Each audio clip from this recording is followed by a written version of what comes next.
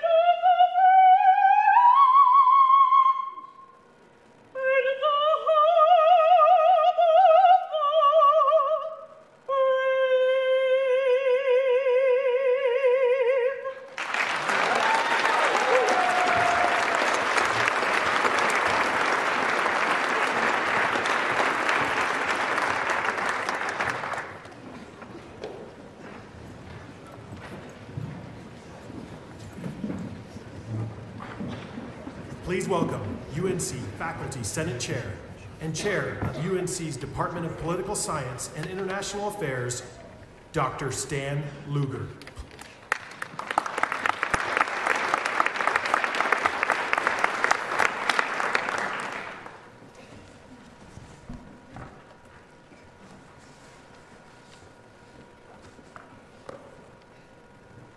Good afternoon.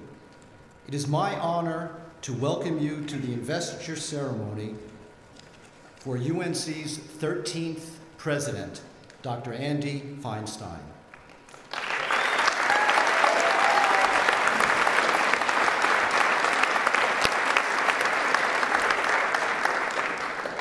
It is also a great pleasure to inaugurate this spectacular new theater.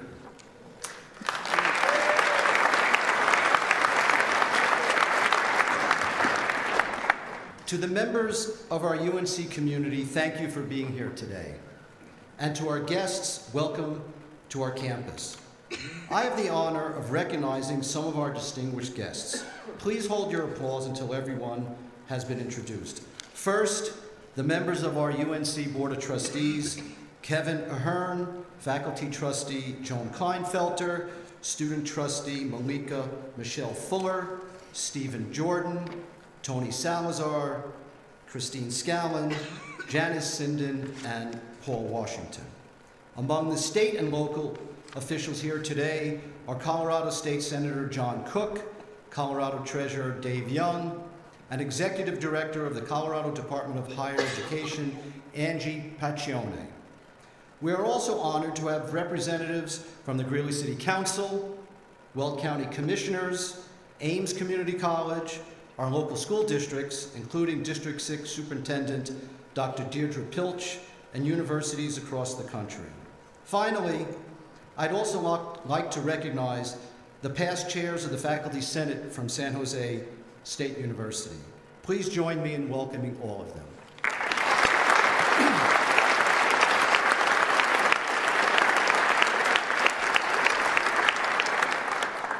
Investiture ceremonies represent the formal acknowledgement of the authority bestowed upon a university president by its governing board. Typically, this occurs toward the end of a president's first year in office to make sure that he or she is up to the job. And President Feinstein has gone above and beyond what could be expected of any new president. The symbolic part of today's ceremony culminates with the president being given the university medallion to wear as part of his academic regalia. It was a gift given to the university in 1983 by distinguished alumnus Victor Nottingham.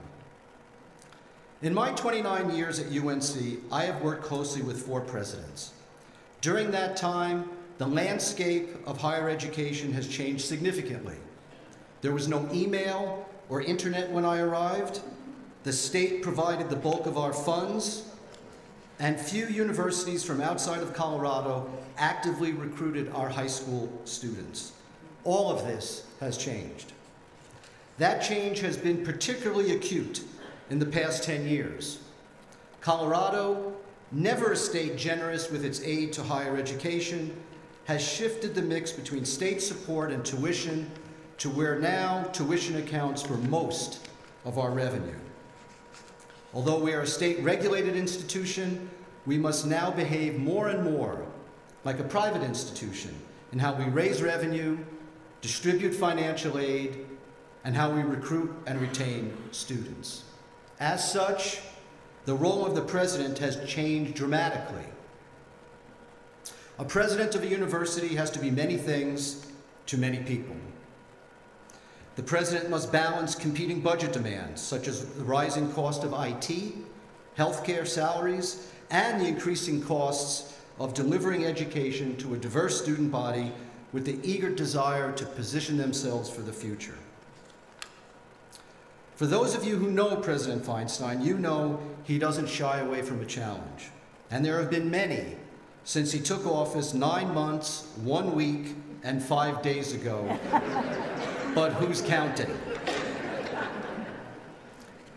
In that time, he has become widely known on campus for his unlimited energy, his eagerness to tackle every problem that comes to his attention, and for his gracious manner. This past year has been a trying one for UNC. Andy knew when he became president that we faced a $10 million structural budget deficit. Instead of scaring him off from taking the job, he jumped right in and has been able to close this gap with as little disruption to the academic enterprise as imaginable. Next year, we will begin to look forward. As some of you may know, Andy grew up surfing and has traveled the world in search of big waves. To surf, one must navigate crashing waves, cope with riptides, and the unpredictability of the ocean. To me, this seems like good preparation for a college president these days. Given the unpredictability of budgets, changing state regulations, and the next crisis, which, while inevitable, is impossible to foresee. Since we never know what big wave is about to hit us, I am glad we have someone who can hang 10 and relish the ride. For a university, a new president represents a new era in its history. In working with President Feinstein this past year, I feel confident that he is ideally positioned to meet the challenges facing public higher education in the 21st century. And thus, I want to welcome you once again to the Investiture ceremony for UNC's 13th president.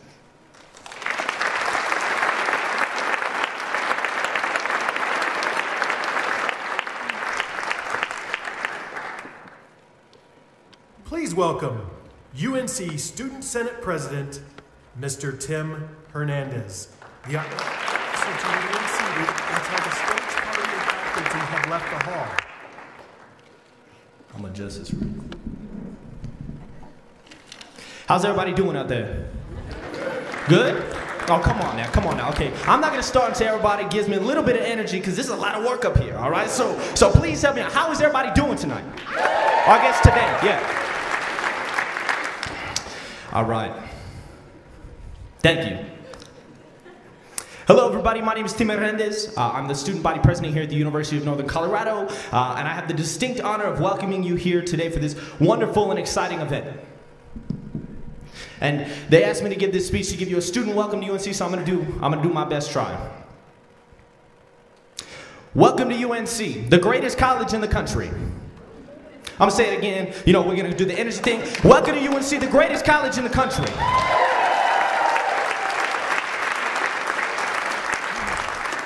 I mean this truly. When I first came to UNC, I was not prepared for the collegiate experience and everything I would someday be exposed to during my time here.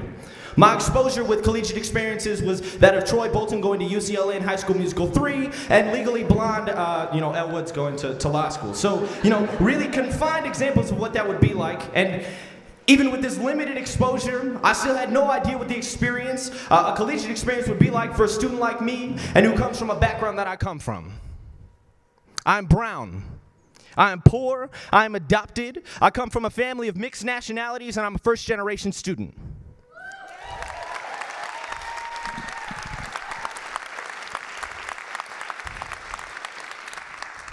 And as I stand before you today, I think in our country today, it's not a secret that the traditional structure of higher education is not built to support students like backgrounds from where I come from. But not here, not at UNC. Instead, through my 4 years of perpetual support at UNC, I have had opportunities beyond my wildest imagination. I've organized 1,500-person rallies to stand in solidarity with our DACA and Dreamer students and founded a nonprofit to assist with student DACA renewal.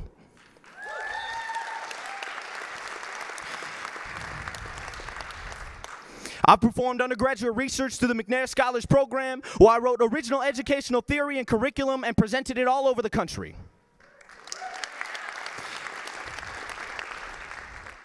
I've assisted with the development and expansion of the Multicultural Outreach and Recruitment Ambassador Program, the first diverse collegiate recruitment program in the state of Colorado. I've assisted in hurricane relief all the way in Puerto Rico and taught original curriculum in a school for innovation learning 2 miles from here. And over the last year, I've had the distinct honor to serve as the first Latinx student body president in the 130-year history of this institution.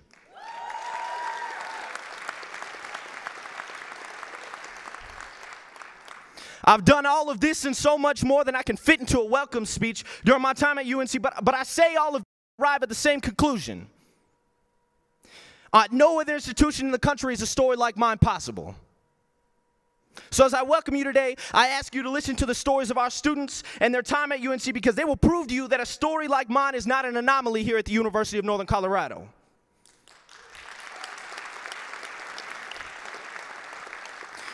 I hope you get the chance to meet Langston Mayo, the student rights advocate for our Student Senate, a member of Omega Psi Phi Fraternity Incorporated, former vice president of our Black Student Union, the student director of our international film series, and the founder of the Multicultural Outreach and Recruitment Ambassador Program, who literally drove his own car to diverse high schools across the state to get the program off the ground.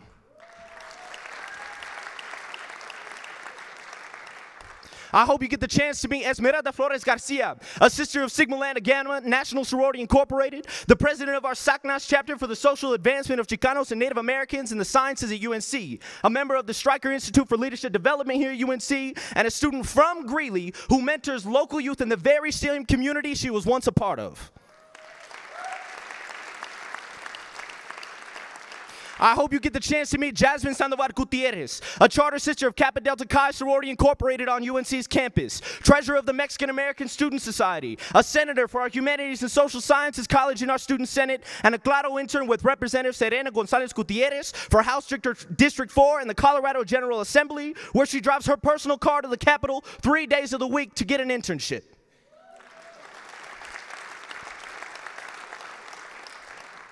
So when I say welcome to UNC, there's a need to be specific about what exactly I'm welcoming you to. We are not your traditional flagship university that many of you may be familiar with. We are not an R1 research institution. We are not your national sports champions every year. And that's okay with us. Instead, let me tell you what we do. We're an institution rooted in our shared culture of humility and empathy. We seek to empower our students through grassroots support that is individualistic, pragmatic, and challenging. We are 1/3 students of color. 1/3 of us are low-income students, and nearly half of us are the first in our family to go to college.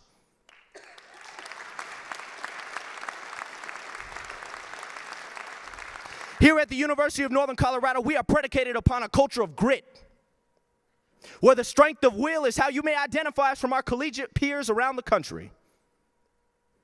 So welcome to the University of Northern Colorado, an institution that perpetuates a culture predicated upon support, community equity, and a holistic embrace of our students, where we seek to empower the leaders of tomorrow with what and who they are today, and where we have so much work to do ourselves. But thankfully, we have leaders like Dr. Andy Feinstein, Dr. Tobias Guzman, Dr. Caterina Rodriguez, Evan Welch, Talia Carroll, and Patricia Escobar, who demonstrate that although we are not the traditional landscape of higher education at the University of Northern Colorado, we are the future of it. Thank you.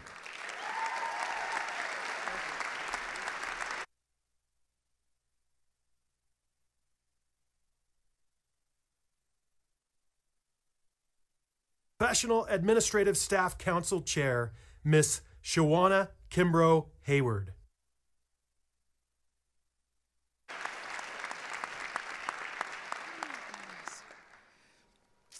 Why'd I have to go after Tim? Gosh. Way to do it, frat. Way to do it. Greetings, UNC colleagues and guests. On behalf of the Professional Administrative Staff, I welcome you to Dr. Andy Feinstein's Investiture celebration.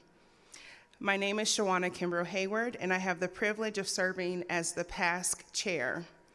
During my time as chair, I served on the Presidential Search Committee with UNC's Board of Trustees and colleagues from Classified Staff Council, Faculty Senate, and as you heard from Tim, our amazing student leaders.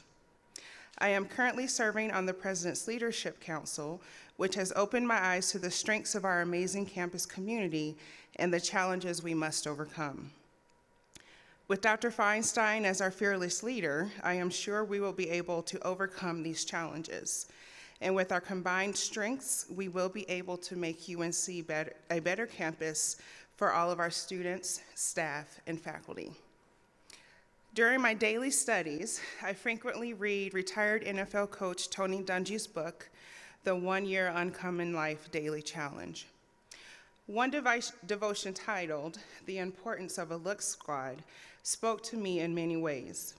In the world of football, the look squad helps the team visualize how their plays will work against the opposing team.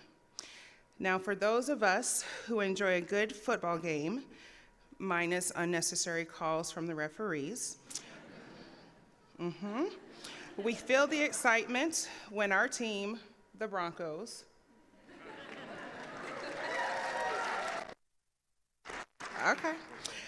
executes a play for a first down, a third down conversion, or better yet, a touchdown. In higher education, we also feel the excitement when our students are retained, when they have outstanding successes inside and outside of the classroom, and we roar with pride when our students cross the stage at graduation.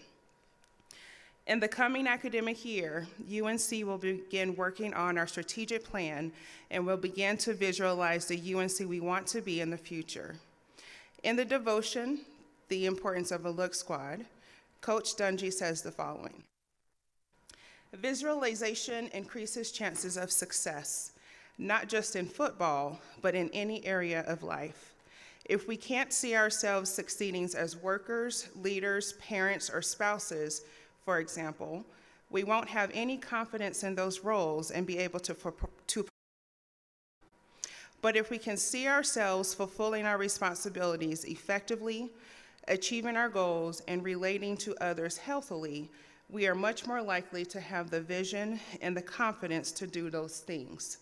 We tend to be able to accomplish what we can see. So today, I say to President Feinstein, the Look Squad is ready.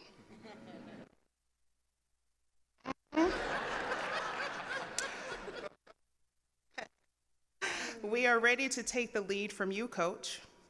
We are ready to prepare daily to be the best defense and offense we can be for our students as they run the yards and execute the plays toward the ultimate goal of graduation. We are not just playing a game, we are blocking obstacles, and setting up paths of success for our students and this great campus. I challenge you, coach, to call on the players who have the tools, knowledge, and passion for working with our amazing students. I challenge you, coach, to push us all to keep up strength training in the weight room, as each play requires us to be strong.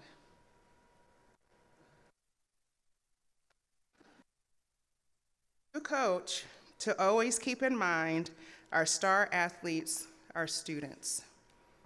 As I close, UNC colleagues and friends, are you ready to play your positions?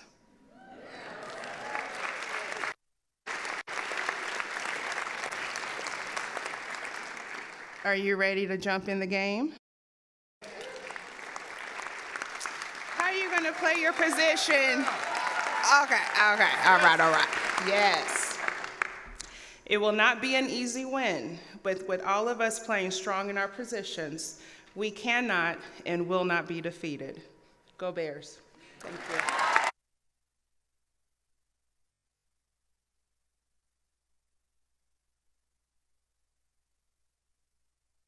Please welcome Classified Staff Council Chair and UNC alumna, Miss Margaret J. Kinney. Thank you. Good afternoon. I'm what most people call Maggie Kinney, Chair of the University of Northern Colorado Classified Staff Council. Welcome all our distinguished guests and members of the campus and the community.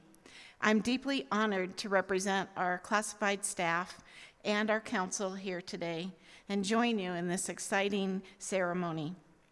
According to tradition, investiture ceremonies have signaled the coming of new eras, as Stan mentioned earlier, within academic institutions. Today, as Dr. Andrew Feinstein is installed as the 13th president of our beloved university, we welcome and celebrate with him a new period in UNC's history. When President Feinstein joined our institution, we were, and still are, in the midst of some challenges, which he pledged to solve. In fact, he said he came here to solve them. While it has not been easy, Feinstein is remaining true to his word, and he's solving those challenges. However, in these endeavors, his compassion and appreciation for all, willingness to listen, and fierce dedication to what he calls authentic transparency are very compelling.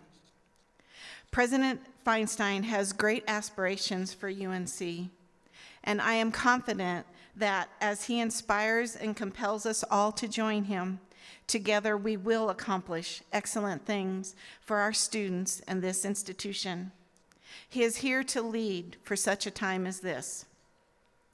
In President Feinstein's State of the University address last September, he closed with the motto of our class of 1910, rowing, not drifting. He explained rowing demands collaboration, tenacity, coordination, persistence, and focus. It's hard work. He said, it would be easy to drift, just glide along with the currents, accept whatever comes our way. I want us to be rowers, not drifters, he urged. I want us to row together with purpose, as faculty and staff, as students and community members, as alumni and friends of the university. I want us to seize opportunities and anticipate the rapids. There's a lot to do, he said. Let's get rowing. President Feinstein, we lay hold of the oars. Together as you lead, we are rowing, not drifting, and we expect great things to come for the University of Northern Colorado. Congratulations.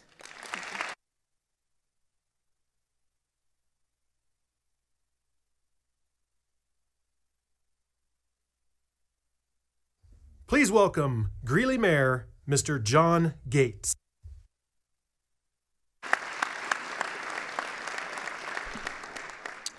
Thank you and good afternoon. I am honored beyond words to have been included in Dr. Feinstein's investiture ceremony today. The city of Greeley and UNC have a long history of collaborating. I'd like to briefly take us back to 2010. At that time, with representatives from the City of Greeley and the University of Northern Colorado. The purpose was to envision the potential that could come with a designation of a special area that encompassed the university campus and surrounding neighborhoods and businesses. There ended up being no difficulty in completing this assignment. Hence, the University District was born. The initiative provided a set of visionary goals and action steps and formed a bond between the City of Greeley and the University of Colorado, Northern Colorado personnel that remains strong today. We are standing in the beautiful campus commons that represents a substantial investment to UNC and a substantial investment in our community. As we grow as a community, we appreciate and value our relationship with the University of Northern Colorado. It is important to honor the legacy of those who made this happen and look forward to the stellar leadership that Dr. Feinstein has already shown he has the ability to provide. I had the pleasure of meeting Andy and Carrie Feinstein early in his tenure as your UNC president. To put it succinctly, the UNC Board of Trustees made an outstanding choice by choosing Dr. Feinstein to lead this institution into the future. Andy, Carrie, Nicholas, and Rachel, welcome to Greeley, Colorado, the city that I love, and I believe you will as well. Dr. Feinstein, whatever your needs may be, please know that the City of Greeley stands beside you in full support, and we look for a long, productive, collaborative relationship. Congratulations, my friend.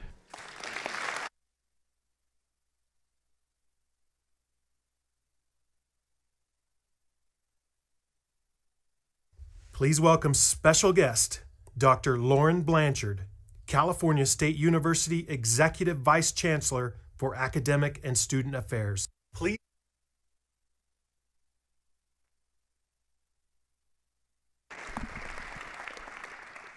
Well, good afternoon. Good afternoon. I have to admit, it is exceptionally wonderful to be here to celebrate the investiture of President Andy Feinstein. Andy Feinstein.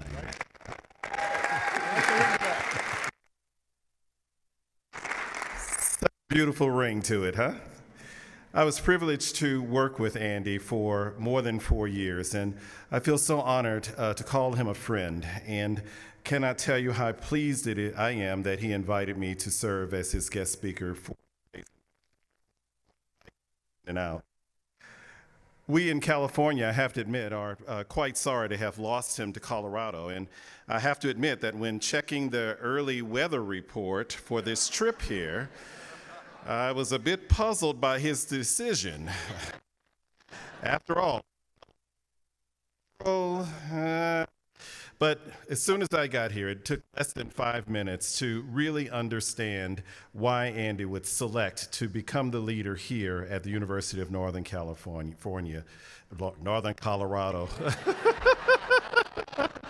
I told you it was difficult to let him go.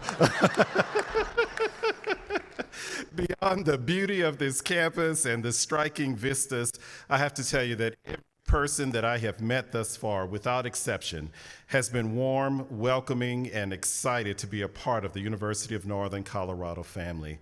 Andy, you are absolutely so fortunate to be here amongst this community, and I have to tell you, Northern Colorado is so fortunate to have Andy Feinstein as your president.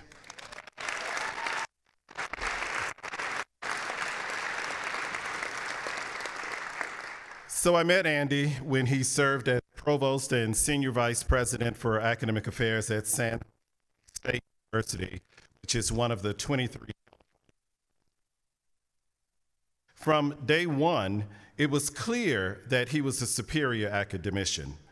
But what is really more unique about Andy is that he really embraces and promotes a culture of care, going above and beyond to support students, faculty, and staff in and out. So you have undoubtedly seen this in the 9 months that he's been here at your university, but I'd like to share 2 examples with you that exemplify Andy's warm and thoughtful demeanor. So one night, following a late meeting of our 23 campus provosts, one of our colleagues became ill, and we had to take her to the hospital. Several provosts, Andy included, and I hurried to the hospital to see what we could do to help. We were there for hours, into the night and also into the next morning. Among the coming and goings of hospital personnel, Andy abruptly announced that he was going to go out for coffee. We all looked kind of baffled. Coffee? Now? Where are you going to get it from? From the hospital cafeteria, right? Well, Andy actually talked me into driving him to a neighborhood, a neighboring McDonald's, and in the wee hours of the morning, and I have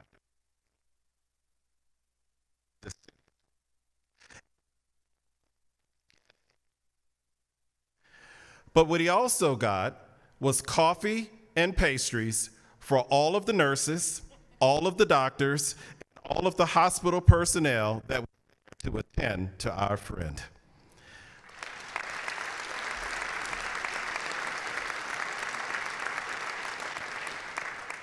Andy, I will that evening. At a time when we all felt relatively helpless, Andy found a way to take action, compassionate action. And I'll bet that our colleague turned out to be quite fine as a result of it. Another example of Andy's caring nature came courtesy of the student body president at San Jose State. For those who are not familiar, it can get quite hot in San Jose during the summer.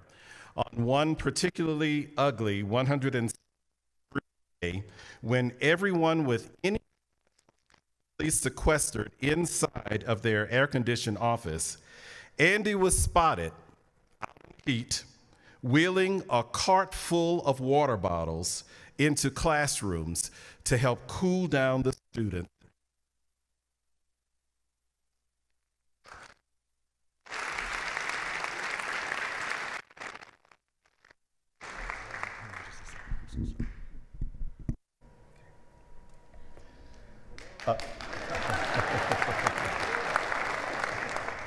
A culture of care, indeed.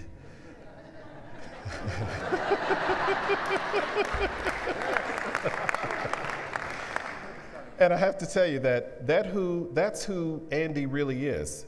His first, second, and third thought is always for how we can help, how he can help improve the lives of those all around him. This speaks not only to his character, but it also speaks to his leadership style. As I began preparing for my remarks today, I started where all great orators start, with Google. I was so curious to see how others defined a strong leader. So skimming through a half dozen articles about leadership traits and for university presidents, I kept seeing some similar suggestions. Be flexible, communicate effectively, check. Embrace accountability, check.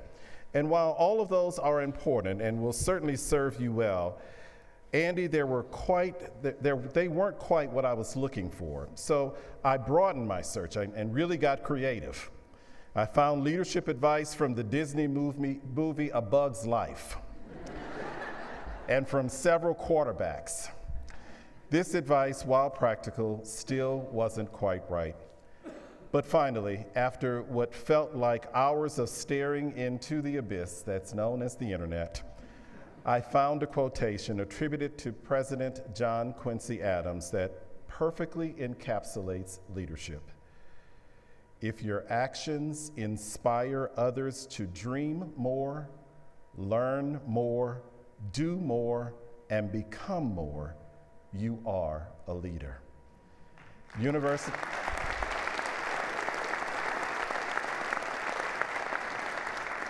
University of Northern Colorado, I am here to let you know what you already know, that your president, Andy Feinstein, is one such leader.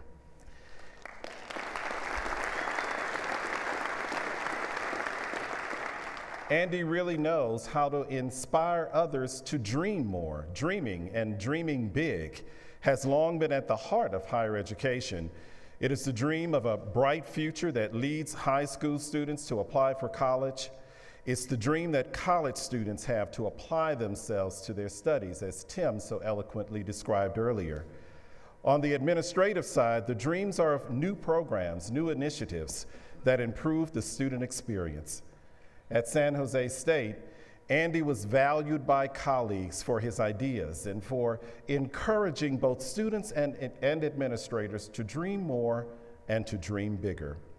In 2016, he learned of a program led by Marco Pizarro, a professor of Mexican American Studies at San Jose State, that is designed to build a stronger sense of community for students who were in danger of dropping out. Dr. Pizarro and a colleague who would host evening gatherings where the students could study, work, and tutor and meet with counselors was actually when Dr. Feinstein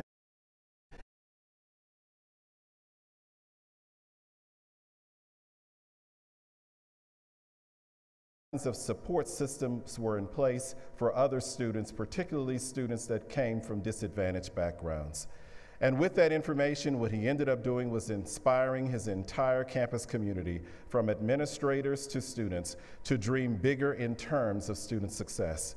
And he reprioritized the budget so that 500 more classes could be added and more advisors hired, providing students who were in danger of dropping out now a clearer path to graduate. That's who your president is.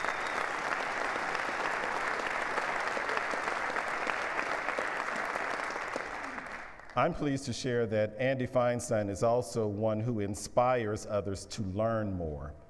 When asked what is important for students to do before they graduated, he answered, and I quote, "Be actively involved in student leadership and extracurricular activities. There's dance, there's music, there's art exhibits. It's not just about going to class." Now, for the students here, I want to make sure that I'm saying that I'm sure that President Feinstein would not want me to say that going to class really isn't that important. But the combination of class and extracurricular activities really make for the whole experience of students. Another example, after system-wide meetings, the provosts from the 23 campuses would often dine together, usually, I will admit, with a bottle or two of wine. But beyond the once they got beyond the general pleasantries, the conversation would always turn to what was working and what wasn't particularly working on the respective campuses. And I have to admit that Andy was always the first to share and to share candidly. If you know Andy, this certainly would not surprise you. He is driven by a desire to ensure that every student succeeds, no matter where their journey might begin. At San Jose State, he convened focus groups, inventoried programs, and studied analytics to help campus administrators, faculty, and staff better understand what supports the student's path to a degree and what acts as a roadblock to their success. As a leader, Andy also inspires others to do more. Without question, he is, in my estimation, a man of action. During his tenure at San Jose State, Andy addressed a structural budget deficit, sounds familiar, created a new Office of Research, and co-developed the Office of Diversity, Equity, and Inclusion. Here at the University of Northern Colorado, I understand that he's already moving around the campus and community at lightning speed, traveling more than 8,000 miles already to meet hundreds of alums, students, and community members across Colorado. So whether he is donning a cow costume at Cal Poly Pomona as Dean of the College of Hospitality Management,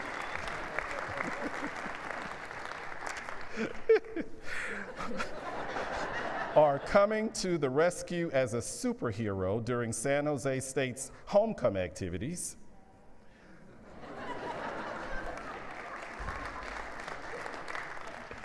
or is running out to the football field before games, now wearing navy blue and gold, of course,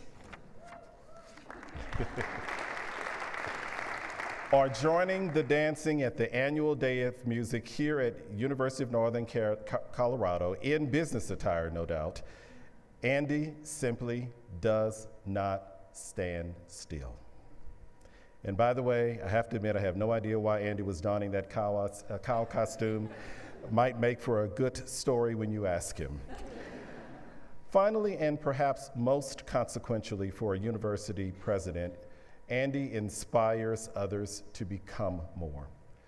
During his time at the California State University, Andy always led by example, encouraging colleagues and students alike to strive for greatness.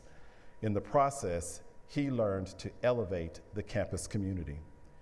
Now here at the University of Northern Colorado, Andy has described the future of this great university by a quote that we just heard a few minutes ago, that it will be created by rowing and not drifting.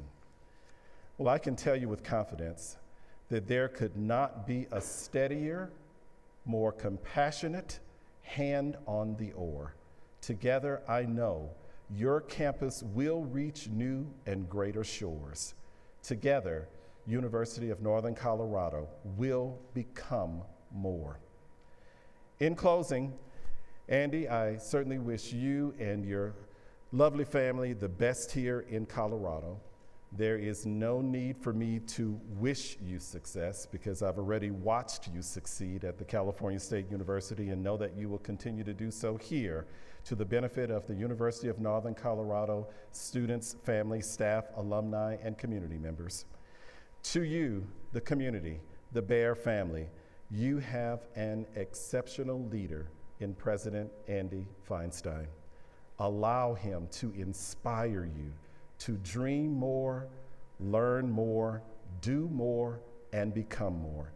And there's no limit to the greatness that you will collectively achieve. Andy, I am so damn happy for you.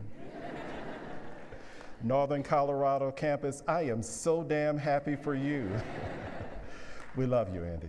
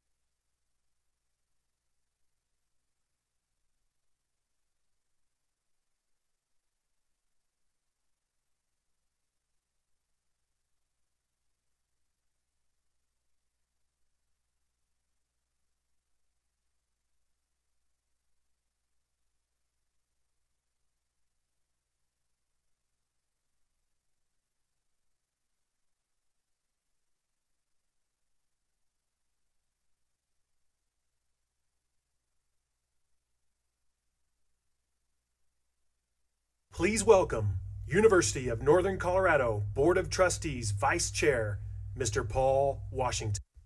Ladies and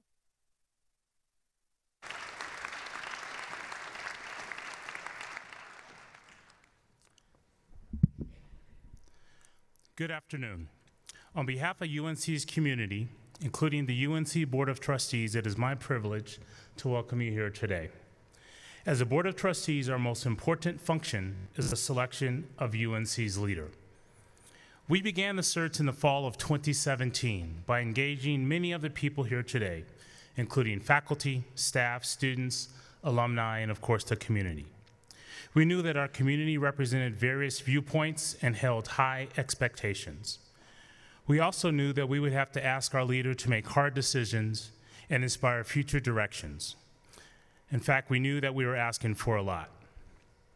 But then we met Andy, and we knew that he was the right man for the job because of his vision for the university, his commitment to student success, his ability to lead with a bias towards action, as Dr. Blanchard really eloquently described, and probably, and most importantly, his sock game is on point.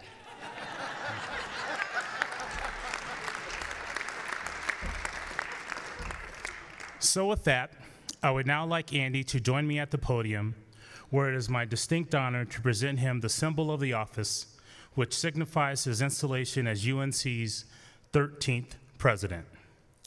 President Feinstein, as the Vice Chair of the University of Northern Colorado Board of Trustees, it is my honor and privilege to present you with the University Medallion with its full authority bestowed to you by our board and by the state of Colorado.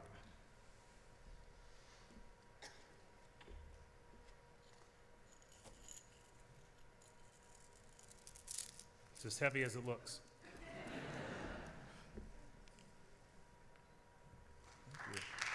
Thank you. Thank you.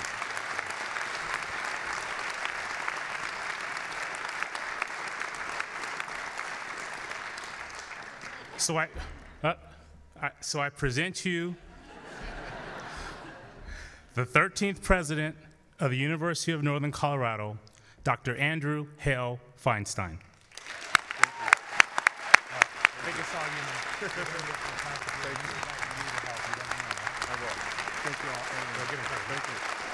ladies and gentlemen, please welcome President of the University of Northern Colorado, Dr. Andy Feinstein.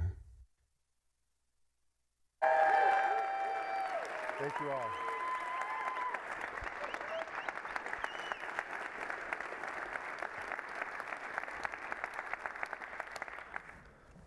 Thank you.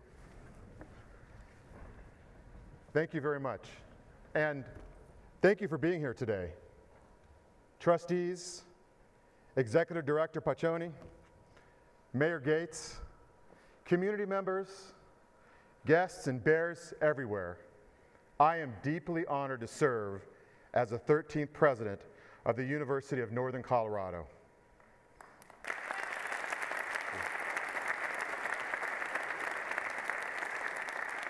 Now, my California friends warned me about the Colorado weather, so I wisely insisted on waiting until mid-April to have this event.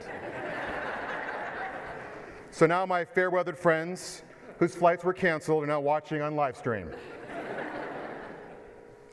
Carrie, Nick, Rachel, and I were meant to be here, and you have welcomed us as family, your family, and we are grateful. I follow in the footsteps of just a dozen leaders appointed president of this university over the past 130 years. 3 of them, Dick Bond, Robert Dickinson, and Hank Brown, are here today, and I am thrilled to have you here.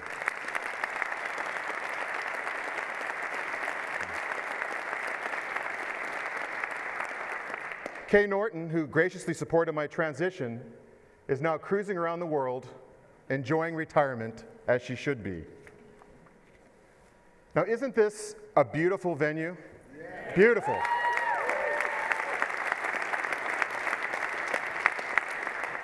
Today is not only about recognizing leadership transition and celebrating the university, It's also officially opening the campus commons and this magnificent theater. Imagine all the wonderful memories we're going to have over the next few years here. The many students, staff, and faculty who make UNC a national leader in the performing arts deserve a state-of-the-art venue like this. They do.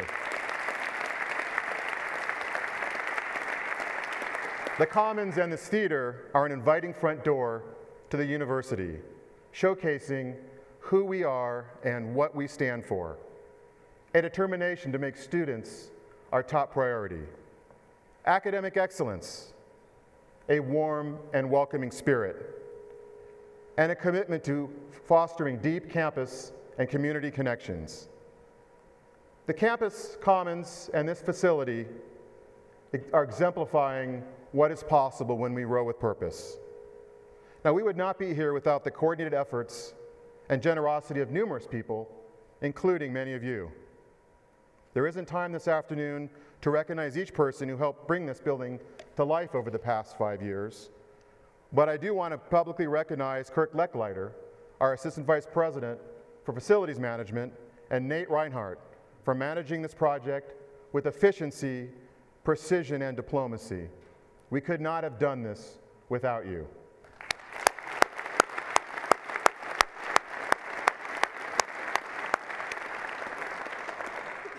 I am a people person. It was no accident that I chose hospitality management as my field of study, and no accident that I was attracted to this place where people truly care for one another. I am deeply moved to have family, friends, mentors, and former colleagues from around the country here today. Many of them are from my former universities: Penn State, University of Nevada, Las Vegas, Cal Poly Pomona, San Jose State, and the California State University system.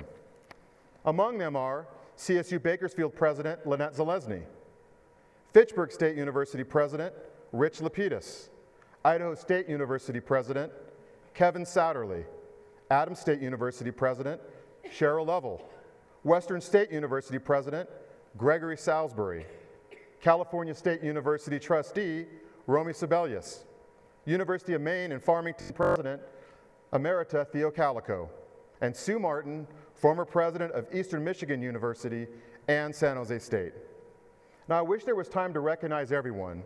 Just know that I am delighted to have all of you here today. I am also grateful to see so many UNC students, staff, faculty, alumni and supporters, our trustees, and leaders from our community and around the state. I am a lucky guy. I'm also fortunate to be guided by a board of trustees that is ably led by Chairman Dick Montford. Unfortunately, Dick could not be here today. One of his close friends of 40 years passed away unexpectedly, and he is right now at the funeral. And that's just the kind of guy Dick is. He is the rare leader who welcomes calls at all hours. He provides advice and counsel with a clear head and steady hand. He always has the interests of his alma mater at heart. I am grateful for his trust and support. I appreciate everyone who supported the Feinsteins on our journey to Greeley. It's been filled with wonderful people who made such an impact on my life. I was an overachiever early in school, especially in math, but I lost my motivation in high school. When I graduated, I really didn't know what I wanted to do or who I wanted to be. After a year as a ski bum, much to my parents' relief, I discovered that the field of hospitality appealed to me. So in 1986, my dad and I walked unannounced into UNLV's Harrah College of Hotel Administration. The founding dean, Jerry Vallon, greeted us. Dean Vallon, the dean, mind you, took us on a tour, answered our questions, and promised to meet with me often if I enrolled. That blew me away. I did enroll at UNLV, and Dean Vallon kept his word. My sophomore year, I took several of purchasing courses and finance courses from Professor John Stefanelli. John was smart, funny, and dedicated to his students. Thanks to him, I eventually began to imagine a career in education, but that took a little time. First, comfortable as I was with math and technology, and drawn to hospitality, I took an internship my junior year with a New York hotel appraisal firm. And that led to a job after graduation, which sent me to Los Angeles, Las Vegas, Boston, and New York. But working 14-hour days at a computer and grinding under enormous pressure was far removed from what I loved about hospitality, connecting with people and making them happy. At John's urging, I returned to UNLV with a master's degree in hospitality administration. There, teaching undergraduates and writing a chapter for John's textbook, I fell in love with the academic life. A few years later, after Carrie and I were married, I was accepted into a PhD program at Penn State University. But before we headed to State College, the California Culinary Academy convinced us to make a detour through San Francisco. And that was the dawn of the internet age, and they were offering me venture capital funding to build a technology company that would develop these new things called websites. A foodie husband and his young professional wife couldn't resist the draw of one of the world's culinary capitals. Fortunately, back at Penn State, Stuart Mann, the school director, who would eventually become my dissertation advisor, offered to defer my enrollment and my fellowship for a year. Carrie and I had a great experience in San Francisco until I decided there wasn't much future in the internet. So we did go to Penn State, and fate again intervened. In a strange twist, while I was at Penn State, Stuart left to be the dean of UNLV's Harrah College of Hotel Administration. Professor Sarah Parks stepped in as the school director and was generous enough to become my dissertation advisor. As much as Stuart had inspired my interest in the mathematical side of things, Sarah helped me turn my simulation modeling into an instructional tool and also pushed me to complete my research. When I graduated from Penn State, Stuart was still the dean at UNLV, and John Stefanelli was chairing the department in which I had studied as an undergraduate. At their urging, I returned to my alma mater as a tenure-track faculty member, and a few years later, I succeeded John as department chair. John, Stuart, and Sarah are here today, and I'm deeply grateful to each of you for paving the way for me from Penn State to UNLV, to Cal Poly Pomona, to San Jose State, and now to UNC. Thank you.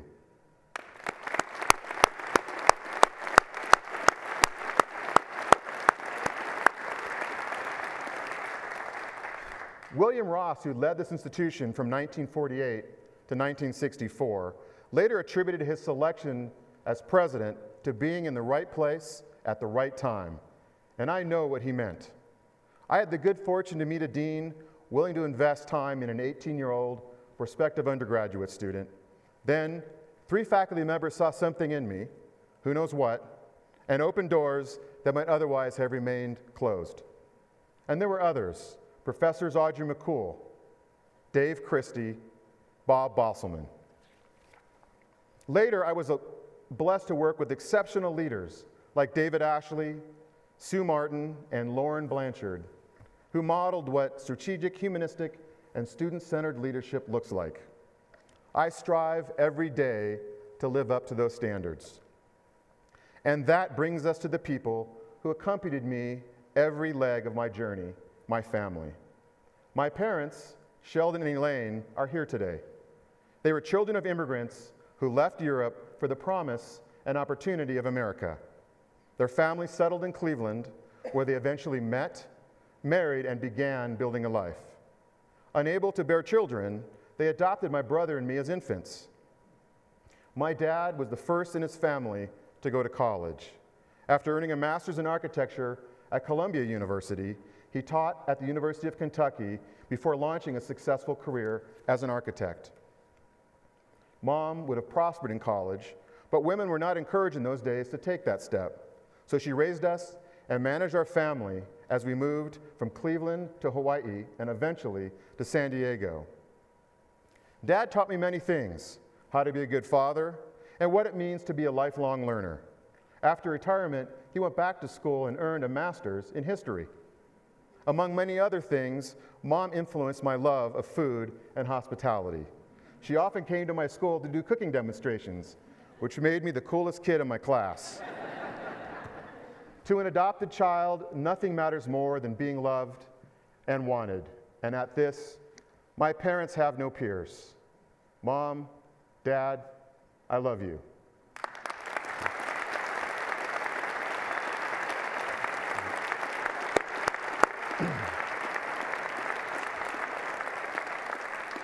Meanwhile, Carrie, Nick, and Rachel have been patiently sitting here, probably wondering if I would ever get around to mentioning them. Well, I was just saving the best for last. Carrie and I met in 1992. She has always encouraged me to take risks and follow my heart, even after we were married and started our family. An accomplished administrative professional, she put her career on hold to support mine. And that meant moving to San Francisco, State College, Las Vegas, Los Angeles, San Jose, and now Greeley. Carrie has sacrificed a lot for me, and she is tough, a trait she probably inherited from her dad, Dennis, who boxed, right? Boxed, you remember that? Played and coached football, hunts, and is a Marine. Imagine being the guy that wants to marry Dennis's daughter. It was scary, to be honest, but I won him over, I think. Thank you, Dennis. Thank you.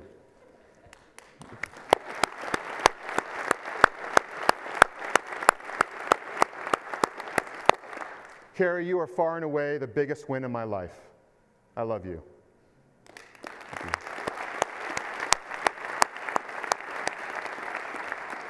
No matter what you think of me as your president, I know you won't regret having Carrie as your president's partner. Yeah.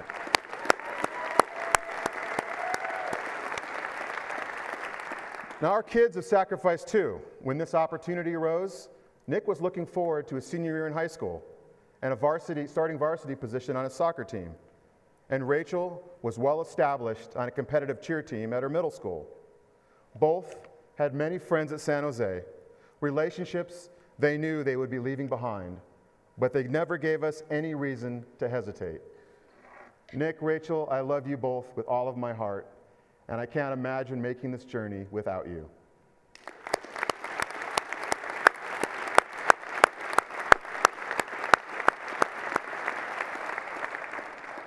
It's been heartening to see Greeley so warmly embrace Nick and Rachel.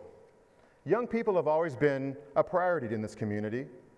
As Emeritus Professor Robert Larson recounts in his history of UNC, within 3 years of Greeley's founding in 1870, the community was vying to become the home of a higher education institution. After numerous political and financial setbacks, the State Normal School of Colorado was awarded in 1890. It was an early example of what can happen when a community rose together. At the time, similar schools were springing up all over America, but in Greeley, something truly special happened. In less than 2 decades, we transformed ourselves into a 4-year college, quickly becoming a national leader in teacher preparation and a go-to source for innovation and bold ideas. We also connected our education experience to other fields, like nursing. In the 1930s, nurses came to Greeley in the summer from all over the country to further their education, a novel idea at the time. You might wonder how a university on the Front Range became a national powerhouse in the performing arts. Greeley was an influence. An opera house had opened here in 1886, and a philharmonic orchestra followed in 1911. Probably not by coincidence, drama classes were included in the school's first academic catalog. The Little Theater of the Rockies, Colorado's longest-running summer stock, has been pairing professional actors with UNC drama students since the 1930s. Just as the community helped elevate UNC's national reputation in the performing and visual arts, the university helped solidify Greeley as a regional hub for culture, arts, and entertainment. Fueled by an increasingly diverse economy and outstanding quality of life, our region also steadily grew. Greeley's population has almost doubled since 1980. Thanks to the oil and gas industry, agriculture, and the influx of bright, diverse talent, Weld County is one of the fastest growing regions in America. UNC is deeply invested here. According to our last economic impact report, we add more than $329 million annually to the regional economy. I have pledged to community leaders UNC's continued commitment to Greeley, Weld County, and Colorado. We are ready and eager to keep rowing with you.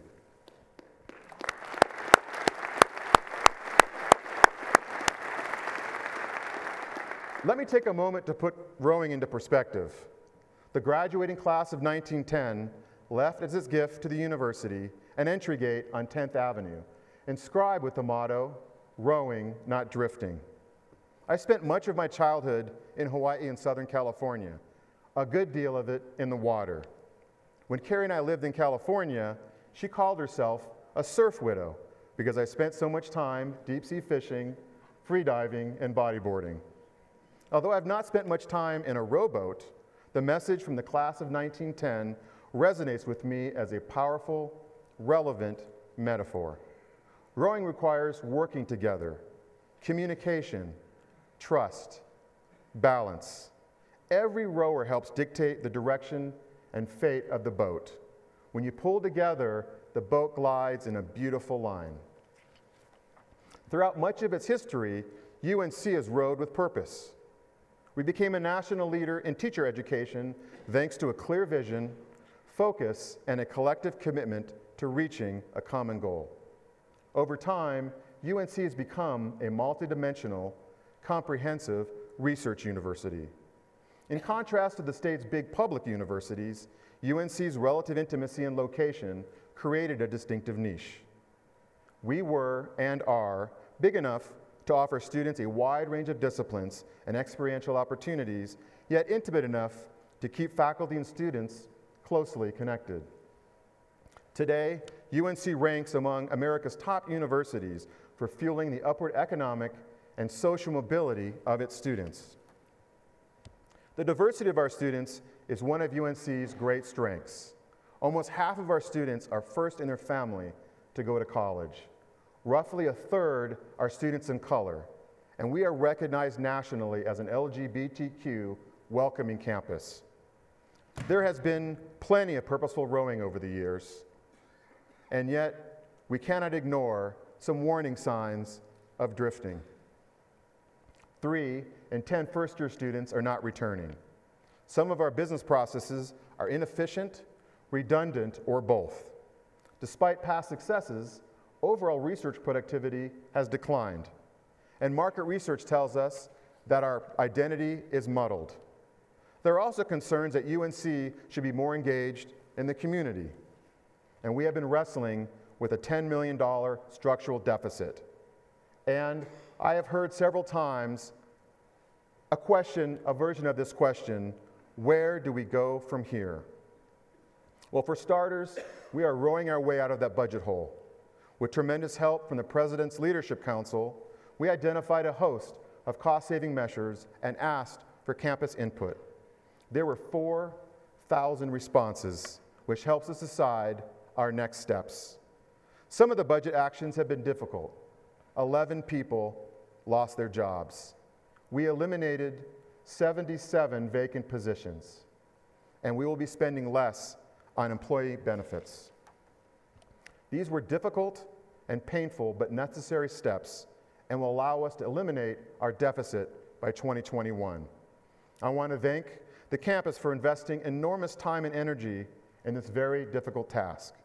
It would not have been possible without the commitment from everyone to row with purpose. We are also building on the work of task forces that convened last fall. We are building a strategic enrollment and student success plan that will support students from the moment they apply to the day that they graduate. And we are going to create a division of student affairs, which together with academic affairs will unify our efforts to promote student success. And next fall, we will take up that question: where do we go from here in earnest? We will invest considerable time reaffirming our values, and considering existential questions about UNC's long-term future. The involvement of campus and community stakeholders will be integral to our success. It will be an opportunity for us to ask ourselves big questions. What should UNC look like in 10 years? In 20 years? What will our future students need from us? What will our community need from us? How do we maintain clarity of purpose and prioritize the right things? How do we inspire, engage, and empower everyone in our community to be their best and do their best? How do we reinvigorate our research enterprise? How do we meaningfully celebrate and nurture diversity and inclusion? And how do we sharpen UNC's story? It will take all of us to find the right answers. And I have great confidence that we will find those answers, largely because of all of you. Our people are the reason why UNC has prospered. I sensed it when I sought this presidency, and I have become convinced of it in my early months here. I have spent as much time as possible visiting all corners of our campus, our region, and our state, and I intend to continue doing so. A president learns a great deal by listening, and what I have learned shouldn't surprise anyone. We have bright, entrepreneurial students who reflect the rich diversity of Colorado. Hardworking, eager to learn, no sense of entitlement. They intend to change the world. We have dedicated, loyal staff, people who get up every day excited about helping students, who create an environment where every student can thrive, who keep us safe, who take great pride in making this campus beautiful. Our faculty are brilliant educators and researchers. They are breaking ground in human cancer research, developing sustainable farming practices, writing best-selling textbooks, and giving them away free of charge. We are surrounded by supportive business, political, community, and educational leaders. We have proud, Loyal Bear alumni and friends all over the world ready to help UNC be respected for all that it is and all that it can be. And thanks to their support, UNC tonight will celebrate the culmination of its first comprehensive fundraising campaign. UNC has a rich legacy of excellence in teaching, research, learning, exploring, serving. We are now poised to build on that legacy, and it will take all of us. There's plenty of room on the boat, and we are headed in the right direction, so let's keep rowing. Thank you very much.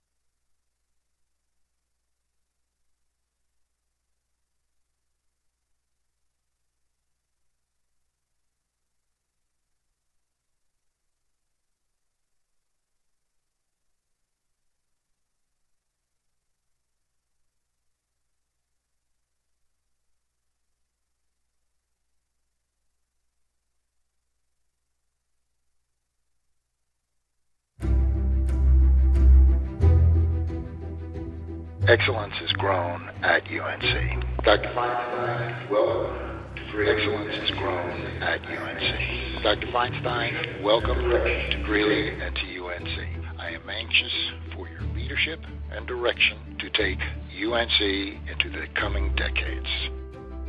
I'm really excited about the future of UNC. There's only one place like Greeley and only one university like the University of Northern Colorado.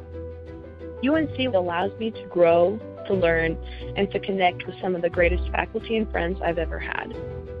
UNC gave me the necessary skills in order to become a professional in my career. I'm a first-generation student coming from a low-income family. UNC not only allows me to chase my dreams, the faculty, staff, and other students encourage me to become more than just another face in the crowd. As captain of the 1989 football team, I've carried UNC in my heart everywhere I've gone, and it's always heartwarming to hear about their successes. Go Bears. I think of being able to help a considerably younger and better version of myself. I am pleased to support scholarship funding at our fine university. UNC really allowed me to be challenged and to challenge myself.